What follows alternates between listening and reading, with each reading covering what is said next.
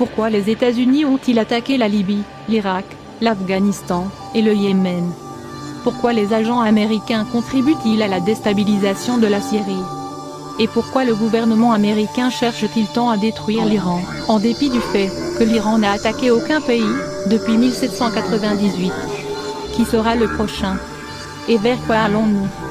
Quand vous regardez la trajectoire actuelle dans laquelle nous nous trouvons, cela est incompréhensible, si vous vous basez sur ce que l'on vous a enseigné à l'école.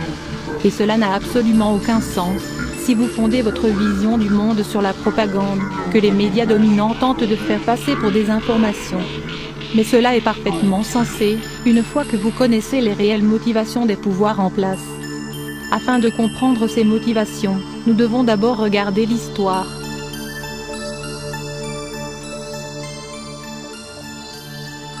En 1945, l'accord de Bretton Woods a fait du dollar la monnaie de la réserve mondiale, ce qui revenait à libeler en dollars les produits internationaux.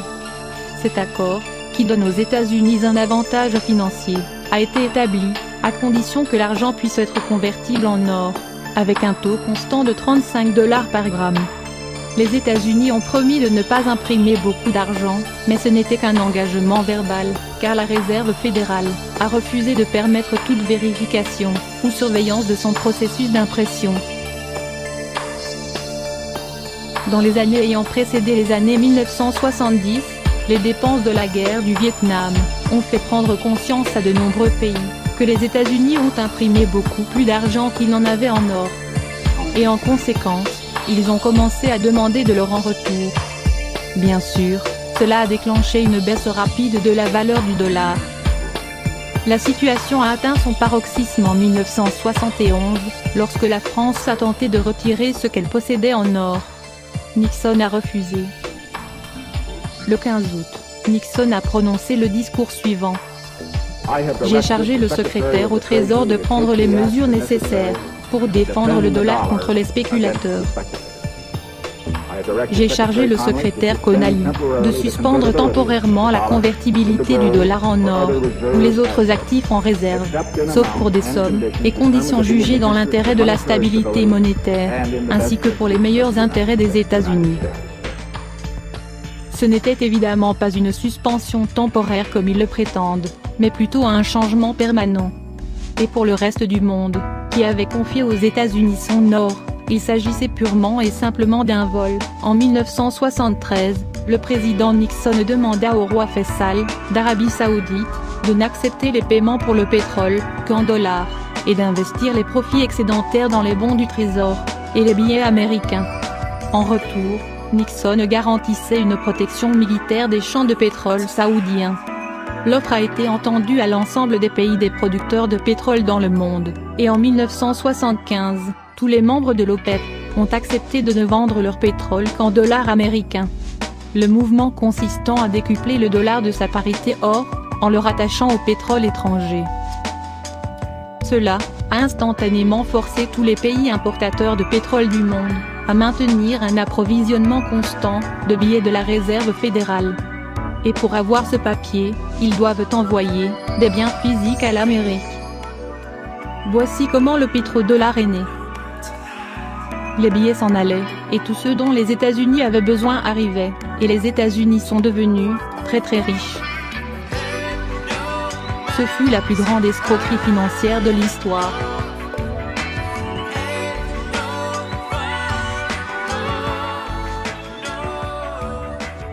La course aux armements de la guerre froide était un jeu de poker. Les dépenses militaires étaient les jetons, et les États-Unis avaient un approvisionnement en jetons infini. Avec le pétrodollar à leur actif, ils ont réussi à faire monter les enchères de plus en plus haut, et dépenser plus que tous les autres pays de la planète, jusqu'à ce que finalement, les dépenses militaires américaines dépassent celles de toutes les nations du monde réunies. L'Union soviétique n'a jamais eu la moindre chance. L'effondrement du bloc communiste en 1991 a éliminé le dernier adversaire de taille de la puissance militaire américaine. Les États-Unis étaient désormais une superpuissance incontestée, sans rival. Beaucoup espéraient que cela marquerait le début d'une nouvelle ère de paix et de stabilité. Malheureusement, il y avait ceux au sommet, qui avaient d'autres idées. La même année, les États-Unis ont envahi l'Irak, lors de la première guerre du Golfe. Et après avoir anéanti l'armée irakienne, et détruit leurs infrastructures, y compris les stations d'épuration, et des hôpitaux, des sanctions paralysantes ont été imposées, lesquelles empêchaient aux infrastructures d'être reconstruites. Ces sanctions qui ont été initiées par Bush père et soutenues tout au long de toute l'administration Clinton, ont duré plus d'une décennie. Et on estime qu'elles ont tué plus de 500 000 enfants. L'administration Clinton était parfaitement au courant de ces chiffres. Nous avons entendu dire qu'un demi-million d'enfants sont morts. C'est plus que les enfants morts à Hiroshima. Cela en valait-il le prix? Je pense que c'était un choix très difficile, mais nous pensons que cela en valait la peine. Qu'est-ce qui vaut la peine de tuer 500 000 enfants?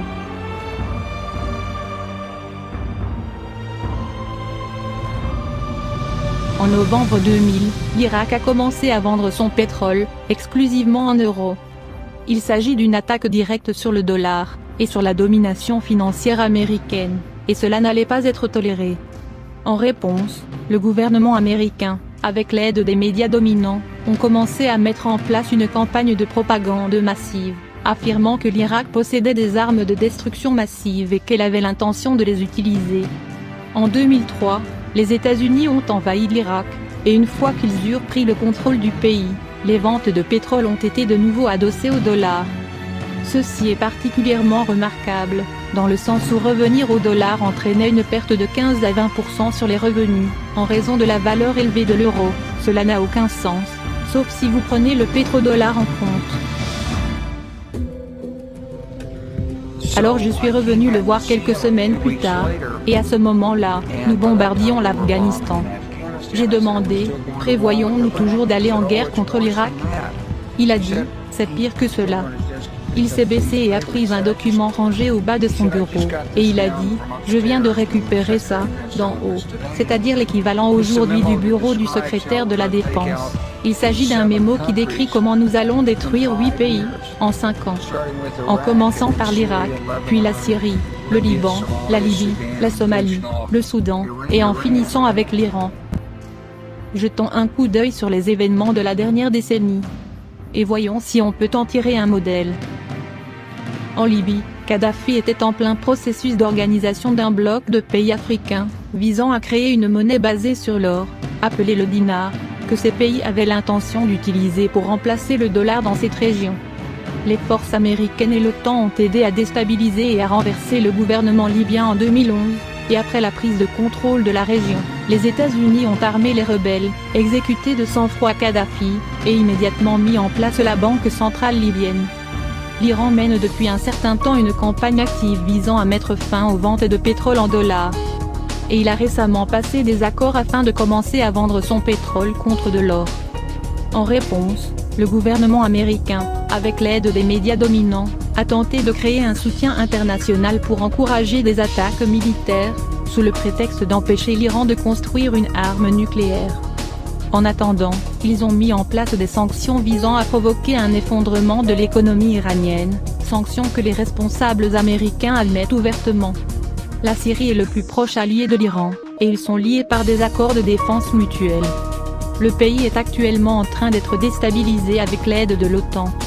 Même si la Russie et la Chine ont mis en garde les États-Unis de ne pas se lancer dans cette aventure, la Maison-Blanche, elle, a fait des déclarations au courant du mois précédent, indiquant qu'elle envisage une intervention militaire.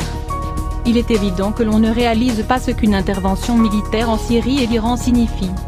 C'est une conclusion évidente, tout comme pour l'Irak et la Libye. Les États-Unis travaillent activement pour créer le contexte, qui leur donnera la couverture diplomatique, pour faire ce qu'ils ont déjà prévu de faire. Le motif de ces invasions et actions clandestines devient clair lorsqu'on les regarde dans leur contexte global, puis qu'on relie les points. Ceux qui contrôlent les États-Unis comprennent que même si quelques pays commencent à vendre leur pétrole dans une autre monnaie, cela va déclencher un effet domino et le dollar va s'effondrer. Ils ont conscience du fait qu'il n'y a absolument rien d'autre qui maintienne la valeur du dollar en ce moment, et le reste du monde aussi. Mais plutôt que d'accepter le fait que le dollar se rapproche de la fin de sa vie, les pouvoirs en place ont mis en place une manœuvre calculée. Ils ont décidé d'utiliser la force brute de l'armée américaine pour écraser chaque État résistant au Moyen-Orient et en Afrique. Le dinar à lui seul serait suffisamment nuisible, mais ce que vous devez comprendre, c'est que cela ne va pas se terminer avec l'Iran. La Chine et la Russie ont déclaré publiquement et dans des termes sans équivoque, qu'ils ne toléreront pas une attaque contre l'Iran ou la Syrie. L'Iran est l'un de leurs principaux alliés. L'un des derniers producteurs de pétrole indépendants dans la région. Et ils ont conscience que si l'Iran s'effondre, alors ils n'auront aucun autre moyen d'échapper à la valeur du dollar que de mener la guerre. Et pourtant, les États-Unis poussent à cela, en dépit des mises en garde.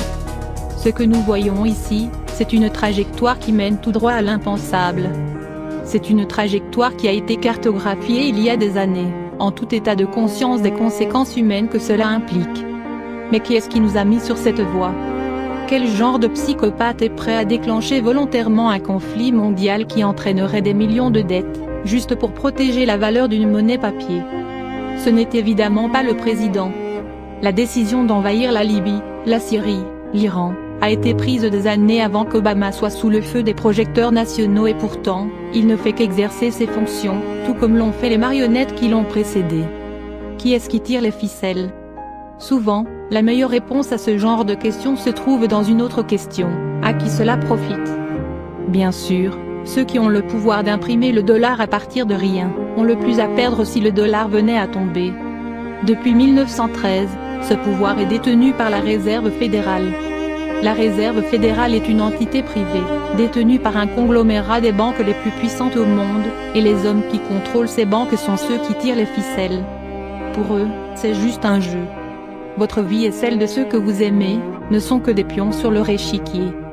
Tel un enfant gâté de 4 ans qui jetterait l'échiquier au sol dès qu'il commence à perdre les pouvoirs en place, sont prêts à déclencher une 3e guerre mondiale pour garder le contrôle du système financier mondial.